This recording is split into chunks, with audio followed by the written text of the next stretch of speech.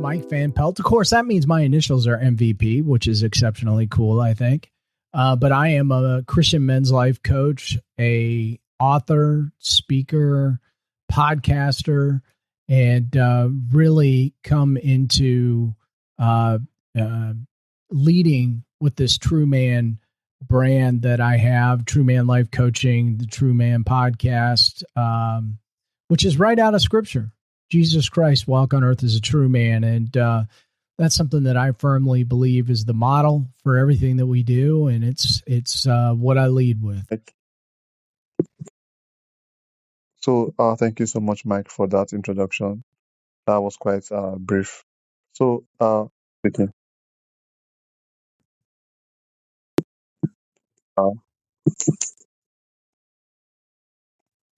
Mike is an entrepreneur, author, speaker, and men's mentor, founder of True Man Living Coach, of True Man Life Coaching, and American Family Renaissance.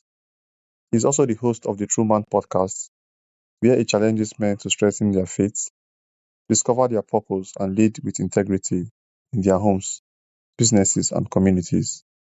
A 5-time best-selling author. His latest book is True Man, True Ways, a roadmap of discovery to the masculine heart. With more than 2 decades of leadership experience spanning corporate America and entrepreneurship, Mike has dedicated his life to helping men move from confusion and isolation to clarity, confidence, and purpose, anchored in the belief that restoring the American family starts with restoring the American dream. Mike, welcome to the show.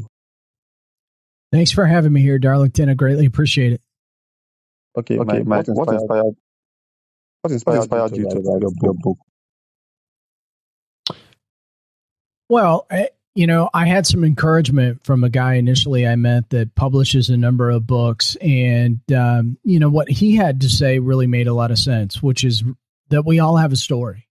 We all have a story. And I had learned that to be true in a lot of the men's groups that I was a part of, that our story is occurring in this larger story called Earth. And I really felt like that at this point in my life, I wanted to document what the life changes that I had made for myself, because I didn't feel like that they were unique. I felt like I might be able to help a number of other men by telling my story and some of the things that I used to better my life. And so it wasn't really too difficult to get inspired. It wasn't easy for me to write that initial book, but it wasn't too hard to get inspired because, I see what's going on in masculinity today. And I just feel like it's important that we have good role models or be pointed towards the ultimate role model, which is Jesus Christ.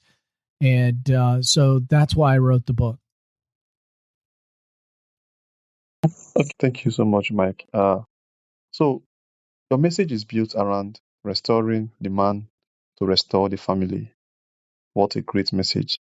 So what does that mean in today's world? How does restoring the man restore the family?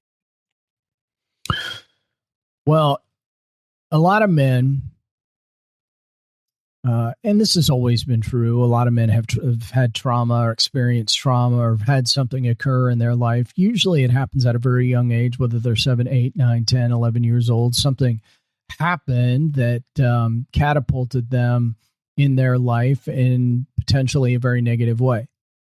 And so they carry that with them, not knowing what to do with it, because as men, oftentimes we've never, been told to talk about these things or go seek help with some of these things. And so we just bury that stuff. We bury it and we hope we never have to do anything with it. But it really always comes out, and it comes out in our relationships as we grow older. It comes out in our relationship with our girlfriends, our wives, our children, our employees, and really those relationships that happen in our life. It's important for men to understand, that we kind of come across as fixers, and many of us are, but we need to get in touch with our heart. We need to get in touch with our heart and the emotions of our heart and understand the value of our heart-based thinking.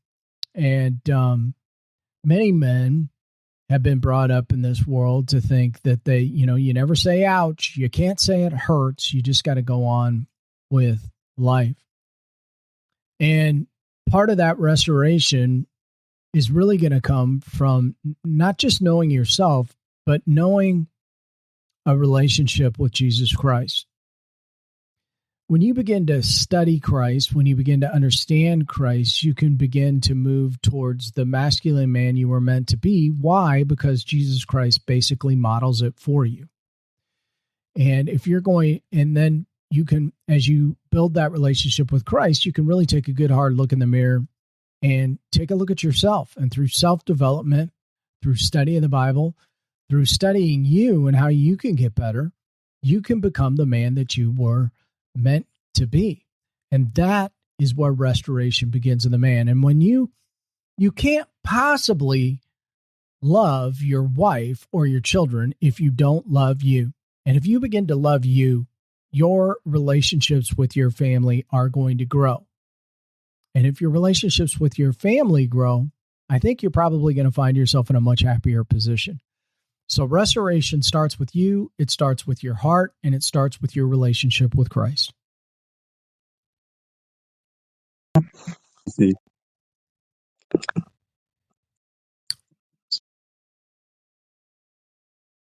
in your book, True Man, True Ways, you talk about a roadmap to the masculine heart. What does authentic masculinity look like? Described it. It's about having that relationship with God that is truly masculine. And so the first thing I would encourage everybody to do is study Christ. He points you in the direction of what biblical masculinity and true masculinity looks like. All right. So, Mike, what are some of the biggest challenges that you see men like you and myself facing today? I think we live in a world of identity crisis. Really easy for men to fall prey to what they see on their computer or on their phones. And I have news for everybody. Your identity is not found in having a large house, an expensive car, planes, jets, whatever the heck you do with your money. Your identity is in Jesus Christ. So you need to understand that first and foremost. And the other thing that I think outside of understanding your identity is, and I see this a lot, in this world of access and just so many choices, we typically make bad choices because we don't detail and schedule our day. And so our day controls us. And when our day controls us and we feel out of control, it really causes a lot of emotional stress. And so I really want to encourage men to take ownership of their day by calendaring and understanding what is important versus imperative. Imperative are the top 3 things you need to get done in a day. Important may mean your wife wants you to take out the trash, but that comes at the tail end of the day when you get all your imperative stuff done. So really begin to manage your day. Managing your day does not include 30 minutes of Facebook, unless that's your job. Managing your day well does not mean just goofing off for the sake of goofing off. Managing your day means calendaring and blocking and understanding what is truly important that you need to get done on that day so that you can be the best man that you can be and a success, maybe in, for example, in whatever career that you've chosen. And so I see a lot of men being controlled by their day, and it really causes them emotional stress. Okay. Mike, so tell me why faith, discipline, and brotherhood are such important parts of becoming a strong man. most people don't believe in faith. They believe discipline, brotherhood, and but they don't believe in faith. So I wanted to emphasize more on faith. Okay. Discipline is always an interesting topic to talk about, because if I say to somebody to be disciplined, they're just going to blow it off. Okay. Discipline can be a really strong sounding word. And so what I like to tell people is you need to find joy in whatever discipline that you decide to partake in. Here's an example. I'm an early riser. I get up between 4:30 and 4:44 in the morning, and this is my morning routine. I call it my morning routine. It's very intentional. It's something that I do every day. And the reason I do this is so that I can get off to a fast start. But this is the way my schedule works. It worked for me. Everybody else is going to have to find what works for them. But I get up in the morning between 4:30 and 4:44. I get up and I am in the gym for a couple of hours. I'm working out. And that's just the best time for me to get my workout in. Immediately following that, I'm going to be in prayer and meditation and Bible study for anywhere between 30 to 40 minutes. Then I'm going to check in with my calendar, make sure that I'm calibrating my day and I know what's going on. And then I go get myself ready and I'm plopping down at my desk, generally speaking, around 8:30, ready to go. I find joy in that. If I didn't find joy in it, I wouldn't be able to do it every day. And so a lot of people say, well, I don't like working out. Well, they don't find joy in it, then you're not going to do it. And so, you've got to play games with your mind. This is where strengthening your mind comes into play. This is where control comes into play, by the way, because you can control the way your mind thinks. You can, for example, I'm improving on getting up without an alarm. What does that mean? It means I'm telling myself I want to get up at 4:30 in the morning. Mike, wake up at 4:30 in the morning. I'm training my mind so that I don't even need an alarm clock. I'm always working on my mind to be positive. I use a lot of I am statements. I am great. I am the world's best coach. I am a multimillionaire because of the impacting the people I serve. All of those things are important to getting yourself in the right mindset and staying positive. But I will tell you, I find joy in those things. I find the joy in the discipline. If you don't find the joy in something, it's going to be very difficult for you to stay disciplined.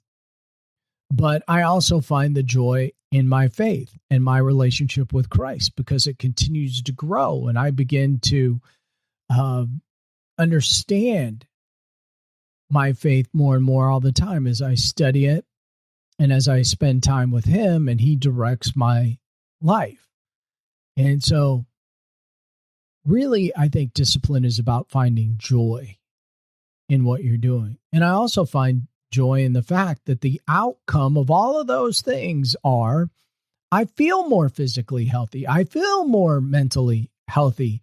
My heart feels strong because I'm closer to God. And I just feel overall better. And my attitude is better. And I believe that reflects in all of the relationships I have so that when people meet me, they see I am light, not dark.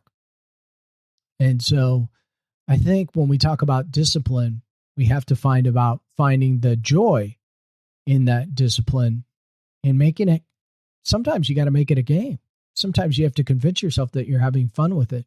And eventually when you're getting the results that you want, you won't have to convince yourself of that anymore. You'll just get the results that you want.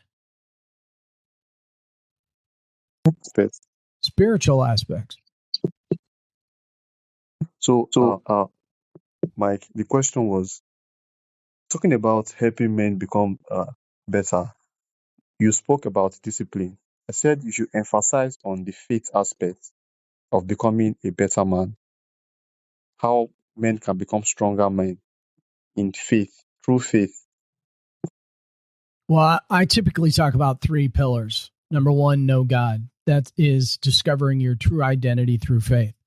Know yourself, heal, grow, and own your own story and live fully. so that you can lead with purpose and build with lasting impact. And I talk about those three pillars because one of the people in general carry around a lot of fear. So, when I talk about these things, I usually talk about them together, which are the four obstacles of fear that we need to overcome: rejection, uncertainty, vulnerability, and unworthiness. And we can learn to face each one with faith, courage, and wisdom by knowing God, knowing ourselves, and living fully. Faith is false evidence appearing real. That's what that stands for. And so, when we focus on the three pillars of knowing God, knowing ourselves, and living fully, we can push beyond certain fears that happen in our life. And I suppose if we want to call these disciplines, then we can call these disciplines, but we can overcome virtually anything in our life by our mental disciplines, if you will, by pushing these four obstacles of fear aside so that you can become the person that you want to be.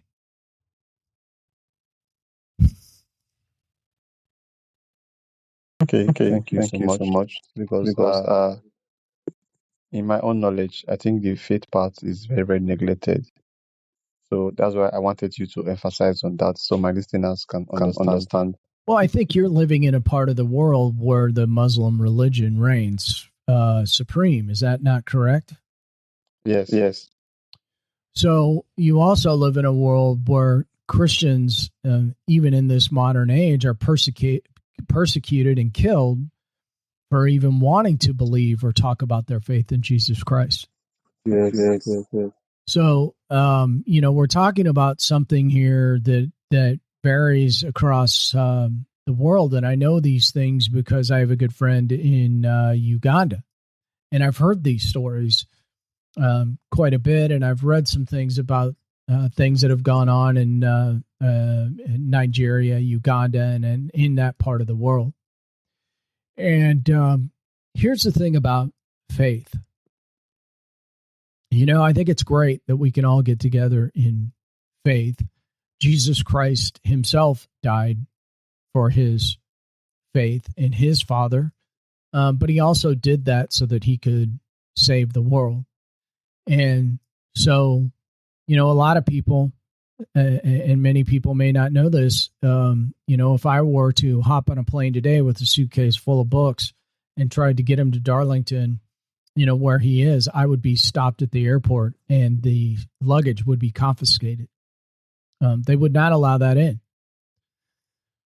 But the one thing that I would say, Darlington, and maybe this is what you're getting to, is that a relationship with God can start anywhere. And although I would love to know that you have a Bible close to you and that I could get a Bible to you, even if I can't get that Bible to you, it doesn't mean that you don't have the ability to pray and meditate with your Heavenly Father. And that's what I would encourage everybody to do. That's a great starting place for building that relationship. Prayer is one of the most valuable things that we have.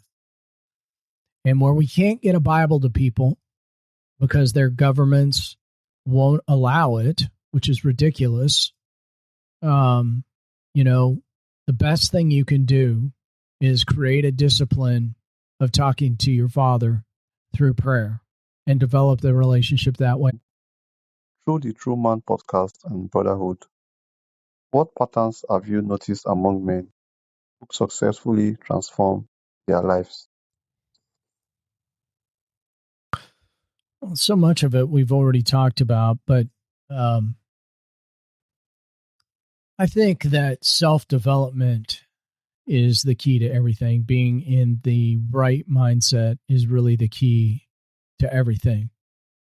A couple of examples. I commonly hear people say, it's hard. This is hard, or that's hard. If you believe it's hard, it will become hard. It will become difficult, and you will not be able to overcome that obstacle in your way. On the other hand, if you believe that you can overcome anything, that you can push through fear in anything, and you not afraid to challenge yourself to see what would happen if you overcame everything. In fact, I have right here on my desk a paperweight, and inscribed on it says, "What would you attempt to do if you knew you could not fail?" What would you attempt to do if you knew you could not fail? And that's the mindset that you need to get into. A simple phrase my mentor gave me from a book he had me read: "It shall be done." Now, I believe, sometimes you're going to hear yeses in life. Sometimes you're going to hear no. Maybes account for nothing. That's indecision. More is lost in indecision than no indecision at all. But the phrase, "it shall be done," means that you're in the right mindset, that you will overcome whatever it takes to get the job done. And so mindset is everything. Mindset is everything. Having a negative mindset is just simply not going to get the job done. And this is another area of Christ. If you really study him, you will understand that being in the right mindset is everything. Okay, so Mike, if a man feels stuck, disconnected, or unsure of his next step, what is the first thing you would encourage him to do today? I talk about this in my keynote for sure, and which is called The Power of Asking for Help. So sometimes we just don't know who to turn to, right? So we've already talked about the power of prayer. That's important. But asking for help not only includes help from God, it includes from those around you. You have to be able to put your hand up in the air and ask for help. Ask for help for those around you. Surprisingly enough, I say that sarcastically, most people are very willing to help. They want to help. And a lot of the times, they don't know what your struggles are. Maybe they haven't asked you what your struggle is. And so, you really have to find people to go ask help. And I'm a big believer, especially for men, to get involved in these small groups. Form a small group. Have 5 or 6 guys, no more than 12 in a small group, and build it out and help each other. Help each other. There's so much power in knowing that you are not alone. Somebody else may have the same struggle you have. It may look a little bit different. Your story is unique to you, but it's not unique.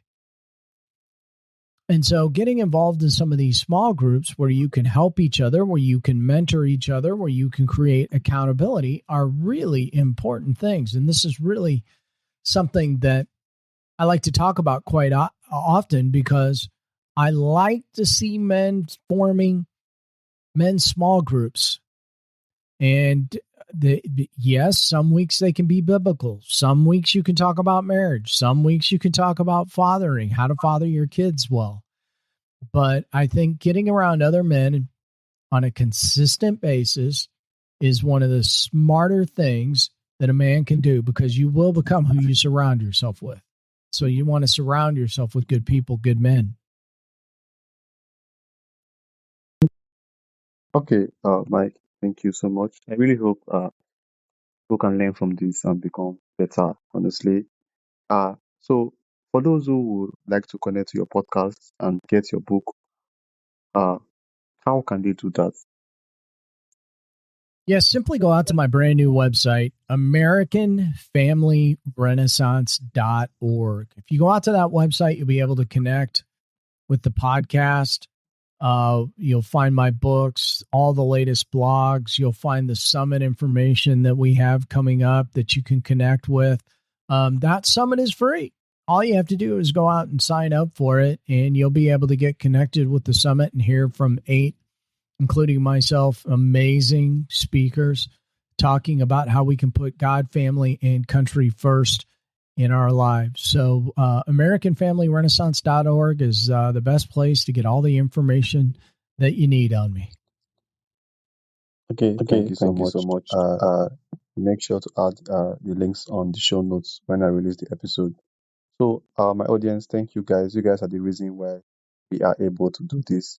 Make sure to check out Mike's work. I'll be adding the links on the show notes.